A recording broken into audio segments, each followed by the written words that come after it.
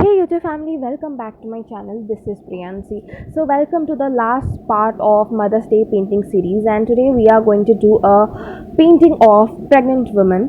Okay, so for the painting I have already done the base and I have already done the drawing, and it's the time for painting. Okay, all the hearts in this particular painting are going to be the shades of pink, and the background is going to be greenish, dark greenish, and I got the green color from dark green and some black as well as Prussian blue and cobalt blue mix करके मुझे ये shades मिला था.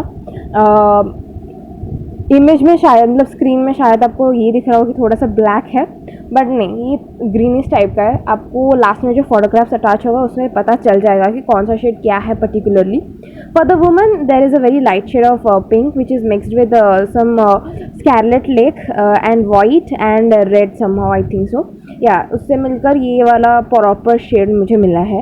And for the hearts as I said pink colour, red plus white, और उसी के shades को जितना भी अमाउंट है उसको थोड़ा बहुत करके you will get all the shades. And for the pitch for the hand particularly brown plus white. This is all about the painting and how we are going to do, and let's enjoy the process together. So as I said, this is a painting of a pregnant woman. So you must be knowing that as it is a basic thing, I hope that you all be knowing. So lack of menstruation leads to pregnancy. May or may not be. Sometimes it is not, sometimes it is. Okay. So there is a lot of rituals related to menstruation, and one of the major thing which I believe, हमारा धर्म क्या कहता है, what is धर्म is, धर्म वो होता है जो हमें अपनी ज़िंदगी जीने की सही तरीका सिखाता है, और कर्म वो होता है जिससे हम अपनी धर्म की रक्षा कर सकें.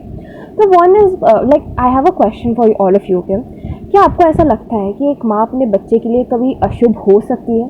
कभी भी ऐसा एक माँ और एक बच्चा एक दूसरे के लिए कभी अशुभ हो सकते हैं क्या? नहीं ना. तो फिर हम मेंस्ट्रुएशन में जब एक वुमन मेंस्ट्रुएट कर रही होती है तो हम उसे अशुभ क्यों मानते हैं? क्यों? Why is this?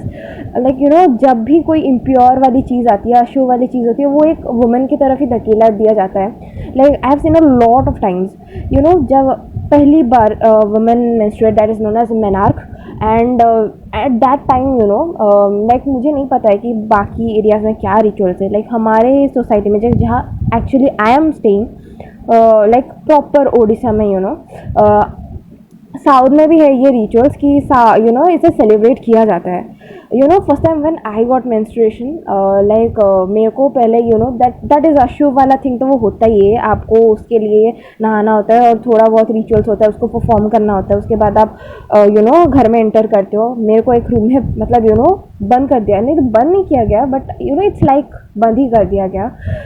एक ही आप रूम में रहते हो, किसी से बात नहीं करते हो ज़्यादा, आप किसी से छूते नहीं हो. एक अछूत माना जाता है आपको इस टाइम पे. एंड 7 दिन के लिए ये प्रोसेस चलता है. As you know that menstruation is from 2 to 8 days.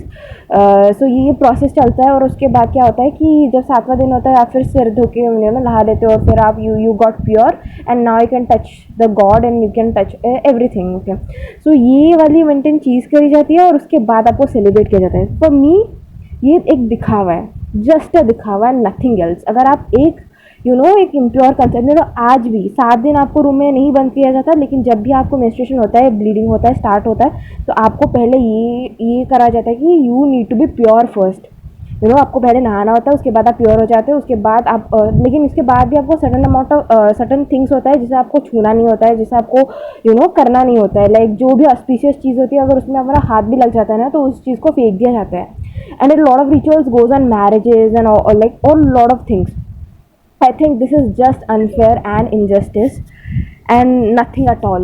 This is so much unfair, and बहुत सारे लोग इसको मानते हैं. A lot of rituals I also don't believe, also I don't follow, but laser I have to follow because I have to fight for this against my family. You just have to fight against your own.